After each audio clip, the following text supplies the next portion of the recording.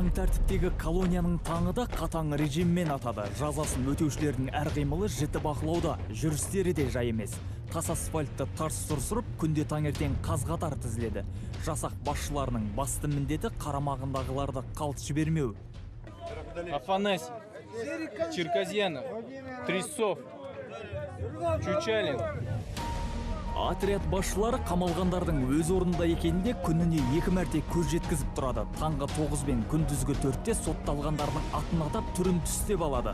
Талап сондай, бірақ бұл жердегі тәртіп пен талапты жазасын өтеушілер мүлтіксіз орындайды. Өйткені олардың кез келген әрекеті ескерусіз қалмайды.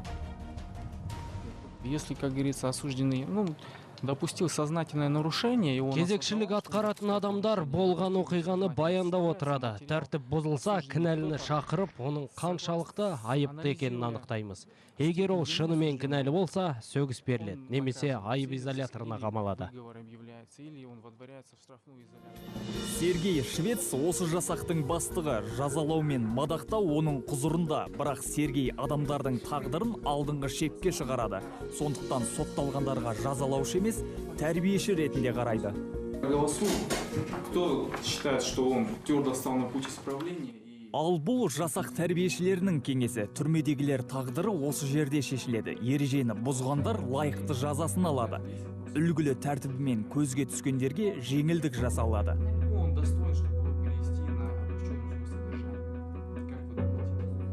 Жеңілдетілген режимге ауыстырылғандар колония аумағында емін-еркін жүріп тұра алады, және ең бастысы туыстарымен жылына 4 рет кездесу бақытына ие болады.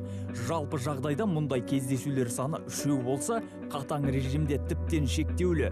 Сондықтан жақындарын көбірек көру үшін сотталғандар барын салады, өйткені басым бөлігі отбасылы, ал жалғыз бастыларға отау төгуге мүмкіндік беріледі. Для этого необходимо, чтобы твоя девушка поехала в Шахтинский ЗАГС, заполнила там свою часть заявления. Это заявление она привезет сюда в спецотдел. Спецотдел тебя вызовет, ты заполнишь свою часть. Потом твоя девушка отвезет назад это в ЗАГС. И уже в ЗАГСе назначит дату регистрации и будет регистрация брака. Жасақ басшысы біреудің отбасылы болуына септігін тигізсе, енді бірдің қайғысына ортақтасады. Сергей жазасын өтеушінің әрқайсысына жанашырлықпен қарайды. Осужденный звонит, к примеру, домой. Сотталушылар отбасымен сөйлескенде қайғылы хабарларды естіп жатады. Олар сондай сын сағатта туыстарының қасынан табылғысы келеді. Бірақ тағдыр жазумен темір тордан шыға алмайды. Сондай кездері олар тіптен түңіліп кетпес үшін мен ақыл кеңесімді айтып, жылы сөзбен еңсесін түсірмеуге тырысам. Жылы сөз жарым ырыс, онсыз да қам көңіл жандарға жылы шырайдың өзі демеу болатындай. Мұндағылар кезінде аяғын шалыс басып, өмірін шайқалтып алғандар. Сол үшін тиісті жазаларын алып та жатыр. Сергейдің жасағында 85 адам, бірін-бірі қайталамайтын 85 тағдыр. Солардың әрбірінің көңіл кілтін табу отряд басшысының еншісінде. Я в этой работе научился психологии. Мұнда мен психологияны меңгердім. Өтірікпен шын айтылған сөзді бірден ажыратам. Бұл әрбір жазасын өтеушіге тиісті көзқараспен қарауға көмектеседі. Отряд басшысы болу оңай шаруа емес, бірақ Сергейге мамандығын ауыстыру туралы ой кіріп те шықпайды. Қылмыстық атқару жүйесіне ол тура 13 жыл бұрын келген, ал әріптестері оның тек жақсы қасиеттерін тізбектейді. Бұл кісі өте білікті, тәжірибесі мол маман ретінде бәріміз танимыз. Әрдайым жаңадан келген қызметкерлерге көмегін көрсетуге аямайды. Не считался он ни со временем. Ол уақытпен санаспайды. Ондай адамдар аз ғой қазір. Берілген тапсырманы тыңғылықты орындайды. Қызметіне үнемі асығып келеді. Кешіккенін байқаған емеспін. Жұмысын бәрінен жоғары қояды. Жұмысын Юрий Тимофеевич те бәрінен жоғары қояды. Саналы ғұмырын қылмыстық атқару жүйесіне сарп еткен ол, зейнет жасына жетсе де аттан түсер емес. Жазасын өтеушілердің екі қолына кәсіп беріп отырған еңбек қарағанды кәсіпорнында ауысым бастығы болып қана қоймай, ардагерлер кеңесіне де төрағалық етеді. Сөйтіп жылдар бойы тіртнектеп жиған тәжірибесімен бөліседі жастармен. Ақсақалдың айтуынша, соңғы кезде қылмыстық атқару жүйесі алға басты. в отношении наведения порядка. Жазасын өтеушілерді ұстау режимінде тамақтандыруда көптеген өзгерістер орын алып жатыр. Мемлекет тарапынан көп көңіл бөлінуде. Тіпті қоршаудың өзі жаңартылып жатыр. Колония тарихы өткен ғасырдың 30 жылдарынан басталады. Бұл ғимаратта бір кездері Қарағанды еңбек пен түзеу лагерінің басқармасы болған. Ал Долинка ауылы талай тағдырды тас-талқан еткен Карлактың әкімшілік орталығы саналыпты. История нашего учреждения начинается с 1939 года. Колония тарихын 1939 жылдан өндірістік аймақ құрыла бастаған кезден алады. Соғыс жылдары бұл жерде оқ қару жасап шығарды. Ал 63 жылдан бастап сотталушыларға арналған лагерь салынды. Помещение для отрядов, где сейчас проживают осужденные.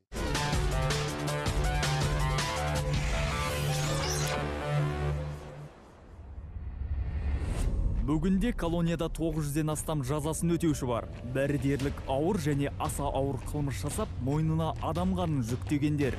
Өкініштісі олардың 45%-дан артығы жастар. Темір тордың ар жағы демесең, мұндағы өмір бостандықтағы өмірден қалыспайды. Жазалылар бос уақытында кітап, газет оқиды, фильмдер көріп, түрлі ойын ойнайды. Слоном забирай пешку.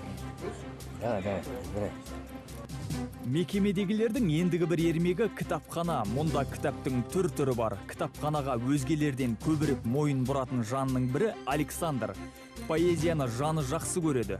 Адам өлім үшін қапаста өткізген 10 жылында жіберген қателігін саралап, кемшіліктерін түсінген.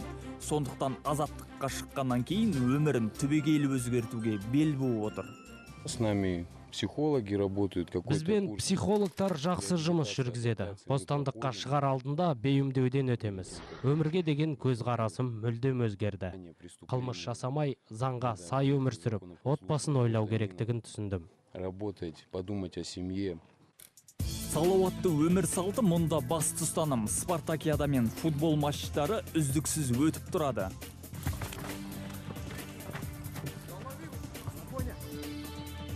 Колония аймағында тіпті волейбол алаңы да бар. Сотталғандар жақсы деңгейдегі ойын көрсете алатындарына мақтанады. Свою работу мы построили на конкурсной основе. Жазасын өтеушілер спорттық мәдени шараларға белсене қатысады. Өйткені жеңіс тұғырынан көрініп, жетістікке жеткендерді марапаттап отырамыз. Мұндағылар мерзімінен бұрын босап шығып, туыстарымен қауышуға асығады. Сондықтан тәртіпті бұзбауға тырысады. Жазасын өтеушілер уақытын текке жоғалтпайды. Орта біліммен де сусындап жатыр. Мұндағы мектептің кәдімгіден айырмашылығы көп емес. Білікті ұстаздар, қажетті оқулықтар. Тек оқушыларының тағдыр бөлек. Сергей жасағындағы оқушылардың үлгерімін мұқият қадағалайды. Тіпті мектепке күнде келіп тексеріп тұрады. Кумыс Султанов, начался учебный год. Я хотел бы вас узнать, как сдали тестирование осужденные 4-го отряда, как они себя ведут в школе. В целом, есть ли какие-то проблемы, вопросы? Хорошо, Сергей Валерьевич. Согласно правилам организации деятельности школ при исправительных учреждениях, на начало учебного года проводится тестирование со всеми участниками. Поэтому слово сейчас по итогам тестирования хочу предоставить учителю физики Татьяне Александровне. Из числа учащихся 4-го отряда очень хорошо сдали тестирование. Это Батраков Нурбол и Ченцов Иван. Молодцы. Кумыс Султанов, если вдруг какие-то проблемы, вопросы, необходима в чем-то моя помощь, вы не молчите, говорите. Хорошо. Мектептің ашылғанына 10 жыл. Содан бері оның қабырғасынан 300-ден астам түлек ұшқан. Біздің мектепте 10 мұғалім қызмет етеді. Соның ішінде 2 мұғалім білімнің деңгейі жоғары, 6 мұғалімнің бірінші санаттағы деңгейде, қалған мұғалім 2-ші санатта деңгейде. Жыл сайын мемлекет тарапынан біздің мектептерге оқулықтар бөлінеді. Орта білім туралы аттестат алғандар білімін техникалық колледжде жалғай алады. Оқу 5 ай жүреді. Оны тәмамдағандарға арнайы сертификат та беріледі. Бостандығынан айырылғандар сол құжат негізінде түрме аумағындағы кәсіпорынға жұмысқа тұра алады.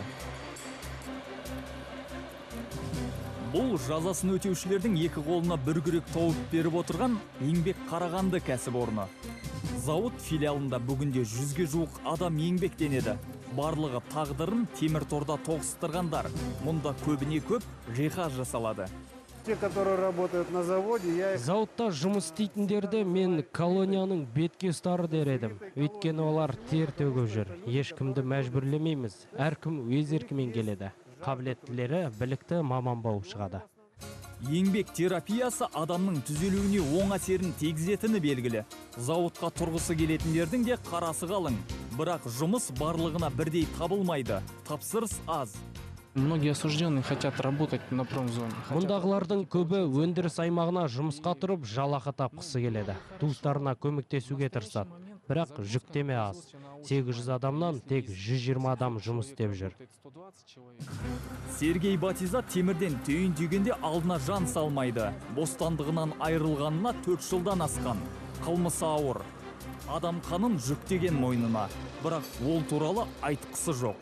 Осы жақта оқуды бітірдім. Бір жылдан асты сол. Таңертең келем 9-да. 12-ге, сосын бірден 4-ге дейін істейміз. Вот сейчас измеряю размер диаметра росточки, деталей. Надо еще чуть-чуть подточить. Вот так вот работаем. Аббас Асанов бостандыққа шыққанда қандай кәсіппен айналысатынын анық біледі. Металл жонушы қарнаушылыққа әбден машықтанып алған. Есірткі тасымалдаған үшін оған 10 жыл айып кесілген. Темір қапасқа тоғытылғанына 3 жыл. Алда әлі 7 жыл мерзімін өтеу керек. Аббас осы уақытын текке жоғалтып жатқан жоқ. Шеберлігін арттыру үстінде. Есесіне азат өмірге аяқ басқанда отбасын табанақы маңдай термен тапқан табысымен асырай алатынына сенімді. 3-й месяц как работаю. Еңбектеніп жатқаныма 3 ай болды. Түрмеге дейін жүргізуші болып жұмыс істегенмін. Ал мұнда міне мүлдем жаңа кәсіпті игеріп алдым. Сондықтан екі қолыма бір жұмыс табылады деп ойлаймын. Отбасым бар. Әйелім мен 2 балам күтіп отыр үйде. Здравствуйте. Здравствуйте, Сергей Валерьевич. Как дела? Все хорошо, нормально. Нормально? Работаем, да. Хорошо. Аббас, сейчас к тебе приехала супруга. У тебя краткосрочное свидание тебе положено? Да, у меня короткое свидание. Все, сейчас тебя снимут. Пойдешь на короткое свидание. А так, молодец. Продолжай в том же духе.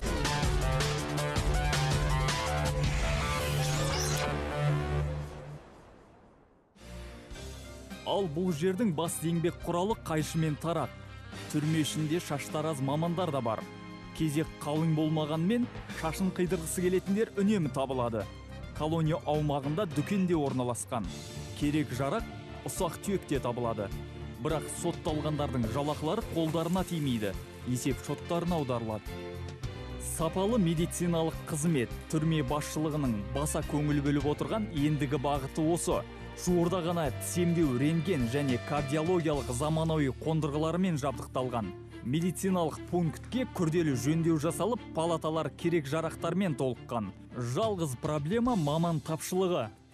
Люди, мы стараемся их и привлекать. Медициналық академияларға сұрау жолдап, адамдарды тартып жатырмыз. Халықты еңбекпен қамту орталықтарына да жүгініп көрдік. Тиісті амал қолданып, адамдарды шақырып жатырмыз. Жақында барлығын жинап аламыз. Десе де қазір емдеу мекемесінде 65 адам ем қабылдап жатыр. Олар арнайы мәзірмен тамақтандырылады. Үкімет қаулысынан кейін түрмедегі тамақ жақсара түскен. 2 яйца в неделю на общую норму даем. Ас мәзірі жақсарда ортақ норма бойынша сүт өнімдері мен 2 жұмыртқа береміз. Бұрын тек науқастарға бергеміз. Қазір сүт, қаймақ, ірімшік, ет пен балық және майдың мөлшері артты. Бір сотталғанға 2200 теңгенің жемісін сатып аламыз. Бұрын ол сомма бір науқасқа 1300-1600 теңге болған. Тамақ мөлшері ғана артып қоймай, асханадағы техникада жаңартылған. Ал аспаздар жазасын өтеушілер. Оларға арнайы жалақы төленеді. В этом году мы получили много нового оборудования. Биыл бізге электрлі жаңа қондырғылар, электр таба мен пеш келді. Тамақты мол дайындаймыз, сондықтан бізге көп ыдыс керек. Сотталғандардың жабырқаған жан дүниесін жеңілдетуге атсалысып жүргендердің бірі Наталья Ковалева. Білікті психолог темір тордағылармен тілдесіп, түсінісуден талмайды. Многие осужденные осознают свою вину. Басым бөлігі өз кінәләрін түсінді, қылмыстарына өкінеді. Көбінің жаза мерзімі ұзақ, олар түрмеден шыққанша өмір өзгеріп кетеді. Сондықтан адамдар бостандыққа шығар алдында қорқады. Біздің мақсат оларға осы тұста қол ұшын беру.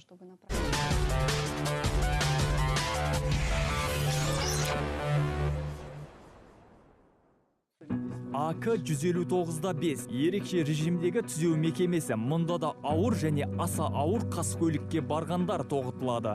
Басым бөлігі бір емес, бірнеше мәрте сотталғандар. Түзету мекемелеріндегі статистика қуантпайды. Өйткені мұндай орындарға 18 бен 30 аралығындағы жас буын көбірек қамалады. Данной категории после освобождения некуда освобождаться. Бұл санаттағы адамдардың бостандыққа шыққаннан кейінгі барар жері жоқ. Сондықтан алғашқы кезде оларды үймен қамтамасыз еткен жөн. Бақылауда болсын және жұмыс қажет. Ақша тауып, өзінің кәдесіне жаратуына мүмкіндік жасау керек. Мекеме тәтті тоқаштары, тілі үйрер бәліштермен де танымал. Колония аумағында наубайхана жұмыс істеп тұр. Бұл жерде піскен ұн өнімдерімен өзге түрмелерде қамтамасыз етіледі. Жазасын өтеушілер ауланы да абаттандырып, жасыл желекті жайқалтып қояды. Мінсіз тазалық тағы бар. Мұнда әр жасақпен арнайы тренинг жаттығулар жүргізіледі. Өзара шиеленістердің алдын алу мақсатында жаттығулар арнайы жабдықталған демалу бөлмелерінде өтеді. Тәртібі ерекше болса да, түрмеде спорт алаңдары, демалыс бөлмелері мен мерекелік шараларға арналған орындар да бар. Сондықтан колонияда төтенше жағдайлар орын алмайды. Басшылықтың айтуынша жағдай тұрақты. Те категория осужденных, которые... Тәртіп бұзылған жағдай тіркелсе, айыптылармен тәрбиелік жұмыстар жүргіземіз. Егер ондай жұмсақ шаралар нәтиже бермесе, қатаң жаза қолданамыз. Қылмыстық істе қозғалуы мүмкін.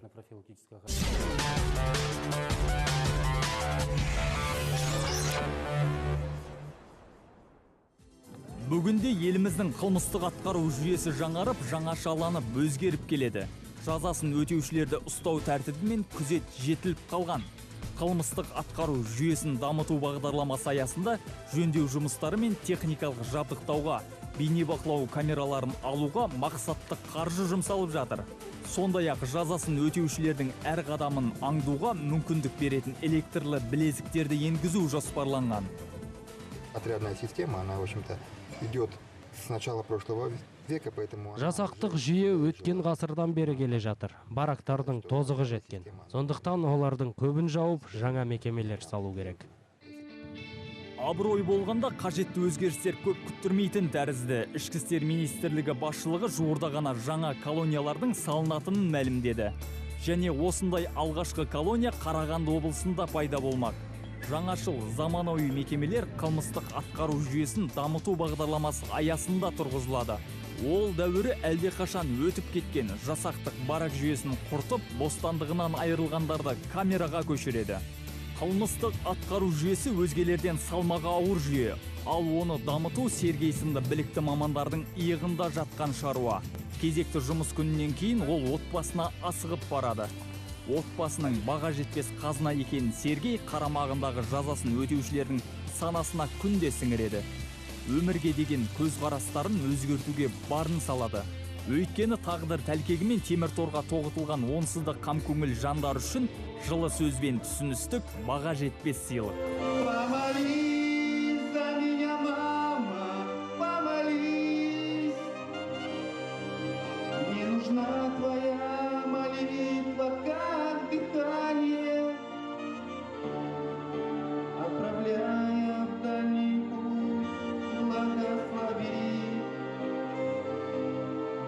Крепко обними меня ты на прощание.